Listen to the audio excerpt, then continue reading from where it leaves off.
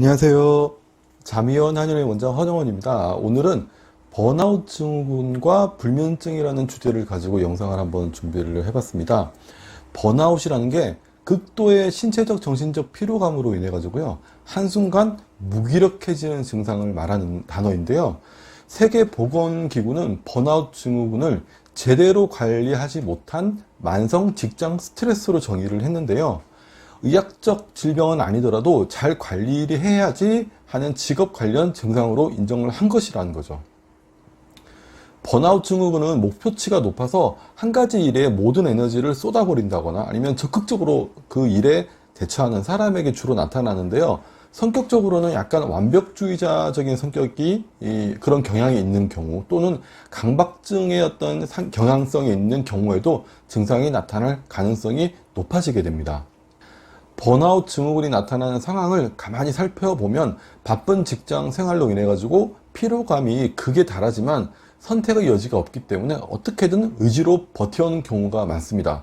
그러다가 그 긴장의 끈이 살짝 풀어지는 순간에 갑자기 누적된 피로감이 막 본물 터지듯이 막 밀려오게 되는 거죠. 우리가 시험 준비 같은 거 하면서 바짝 이렇게 긴장이 되어 있을 때는 잘 모르다가 시험이 끝나고 나면 갑자기 몸살이 막 걸리고 감기 걸리고 여기저기 막 아프다 쑤시다 하는 곳이 생기는 것과 비슷하다라고 얘기를 할 수가 있겠습니다. 이때 육체적인 피로뿐만 아니라 정신적 피로감도 함께 느껴지기 때문에 무기력하다, 우울하다, 그리고 그 외에 짜증이 난다, 신경질이 난다, 이런 감정적인 변화까지 함께 느껴지게 되는 거죠. 몸이 버틸 수 있을 만큼 버텨내다가요, 더 이상 못 버티겠다, 힘들어서 못 버티겠다 라고 한 상황이 됐을 때 그게 폭발하게 되는데, 그 폭발하는 상황이 바로 번아웃 증후군이라고 할 수가 있는 거죠. 번아웃 증후군이 생기게 되면 피로한 증세와 더불어 가지고요, 기억력과 면역력이 떨어지고요, 의욕이 저하되면서 성취감이 전혀 안 느껴집니다. 그리고 외로움을 좀 많이 느끼는 것으로 알려져 있는데요. 이와 함께 심각한 무기력증과 불면증, 그리고 우울증 등을 동반하기도 합니다. 또한 신체적으로도 소화장애, 두근거림, 가슴 답답함, 어깨 결림 등 두통, 이런 다양한 증상들이 나타나기도 하는데요. 번아웃 증후군은 결국 잠시 쉬어가라, 좀 쉬었다 해 라는 몸의 신호라고 할 수가 있습니다. 그렇기 때문에 적극적으로 자신만의 어떤 재충전하는 방식을 찾는 것이 무엇보다도 필요한데요. 가능하다라고 한다면 며칠 정도 휴가를 좀 이렇게 내서 좀 쉬어 본다거나, 아니면 금, 토, 일 이렇게 한 1박 2일이나 2박 3일 정도 주말에는 온전하게 휴식에 집중할 수 있는 시간을 가져보는 것도 좋습니다. 나는 단순하게 편안하게 쉬는 것도 좋지만 뭔가 좀 이렇게 활동하는 게 더 좋은 것 같아 라고 하시는 분이라고 한다면, 가벼운 운동이라든지 여가 활동, 여행, 취미생활 등의 이렇게 일이 아닌 무언가에 기분 좋게 집중할 수 있는 무언가를 좀 찾아보는 것도 좋습니다. 또 자신의 스트레스를 얘기하면서 같이 공감해 줄 수 있는 친구와 대화를 좀 나눠본다거나, 아니면 현실적이고도 좀 실질적인 도움을 얻을 수 있는 지인이라든지 가족들과 얘기를 나누면서 그 실질적이고 현실적인 도움을 받는 것도 괜찮고요.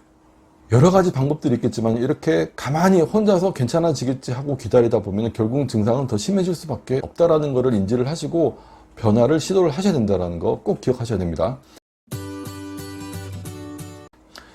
1356명을 대상으로 진행한 한 실험에서 번아웃 증후군을 앓고 있는 사람이 18개월 후에 새로운 불면증이 생기게 될 확률이 1.9배가 높아졌고요. 또 불면증을 앓고 있는 사람은 번아웃 증후군을 앓게 될 확률이 1.6배까지 증가시킨 것으로 나타났습니다. 이 얘기는 뭐냐면, 충분한 수면을 취하면서 번아웃 증후군을 회복할 힘을 내야 하는데 그렇지 못한 것이 원인이 돼가지고 번아웃 증후군은 불면증을, 그리고 불면증은 번아웃 증후군을 일으키는 서로의 어떤 악순환을 만드는 그런 관계라고 해석을 할 수가 있다는 거죠. 그리고 몸은 힘들고 휴식을 취하고 싶은데 여기에 불면증까지 나타나게 되면은 잠을 자지 않고는 도저히 생활을 이어나가기가 어렵기 때문에 수면제라는 방법을 통해서 일단 어떻게든 잠을 청하게 되는 경우가 상당히 많습니다.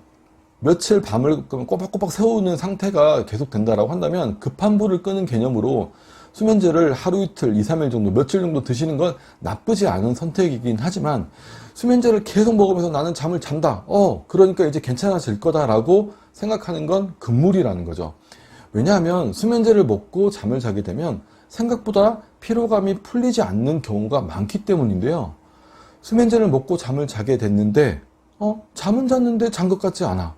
그리고 잠은 잤는데 오히려 기억력은 자꾸 더 떨어져. 잠을 계속 자는 것 같은데 왜 이렇게 무기력감이 더 심해지지? 이런 얘기를 하시는 분들이 많은데요. 번아웃 증후군, 이건 몸에 나타난 어떤 파업이죠. 나 이제 더 이상 일 못해 라고 파업을 시작하는 건데, 이 파업을 수면제라는 그 아주 강력한 물리력으로 강제로 이걸 해산시키려고만 하니까 근본적인 문제는 그대로 남아있고 그냥 겉으로만 보여지는 것만 일단 해결을 한 것처럼 그렇게 보여지기 때문에 나타날 수 있는 현상이라고 이해를 하시면 될 겁니다. 번아웃 증후군은 몸이 극도로 지쳐버린 상태가 되었을 때 나타나는 현상인 만큼 지친 몸을 어떻게든가 좀 채워주고 보충해주면서 충분한 휴식을 만들어주는 것이 필요한데요. 비유해서 표현하자면 땡볕이 내리쬐는 벌판에 비도 안 내리고 물을 주는 사람도 없는 상황에서 자라는 식물, 이 식물을 한번 상상해 보시면 이해가 좀 빠를 겁니다. 이런 상황에 놓여진 어떤 식물은 시간이 갈수록 어떻게 될까요?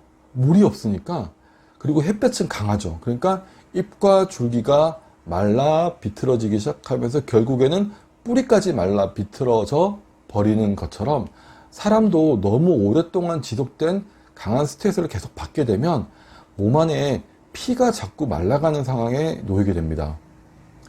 흔히 우리가 피를 말린다라는 표현을 하는 것처럼 오래된 스트레스는 온몸에 피와 수분과 진액을 다 말려버리게 되는데요. 한마디로 진이 빠졌다, 탈진됐다라고 말하는 그런 상황이라고 볼 수가 있다는 거죠. 그래서 한의학적으로는 오랜 스트레스로 인해서 뜨거워진 몸을 적절히 좀 식혀주면서요, 부족해진 피와 진액을 적극적으로 보충을 해주는 과정을 통해서 탈진된 상태의 몸을 촉촉히 좀 적셔주는 방법으로 치료를 해나가게 됩니다. 번아웃 증후군은 육체적인 변화뿐만 아니라 불면증, 공황장애 같은 그런 불안장애, 그리고 우울증, 심한 무기력감, 분노 조절 장애, 신경질적인 약간 성격의 변화 등 각종 심리적인 그리고 정신적인 변화까지 유발할 수가 있기 때문에 미리미리 대처하는 것이 가장 좋겠지만, 이미 내가 그런 번아웃 증후군 상황에 놓여 있다라고 한다면 보다 적극적으로 충분한 휴식과 탈진된 몸을 보충해주는 그런 치료를 받으시는 것이 좋겠습니다. 요즘 같은 현대사회는 정보량이 엄청 많아지고 그만큼 빠르게, 더 빠르고 정확하게 정보를 처리해라, 일을 처리해라, 이런 그 시대적인 어떤 요구가 커지잖아요. 그런 만큼 또 사람들은 거기에 시달릴 수밖에 없는데, 그만큼 또 번아웃 증후군을 호소하는 분들이 늘어나고 있는 추세라고 할 수가 있습니다. 우리가 이유 없이 심한 무기력감을 느낀다거나 잠이 안 오는 날이 자꾸 하루 이틀 사흘 계속 늘어난다라고 한다면, 내 몸이 많이 지쳤다라는 신호를 계속 보내고 있는 것으로 보시고요. 예방 차원에서 조금 더 적극적으로 관리를 해주시는 것이, 몸을 관리를 해주고 휴식을 만들어 주시는 것이 필요하다라는 말씀 드리면서 오늘 영상은 여기까지 하도록 하겠습니다. 감사합니다.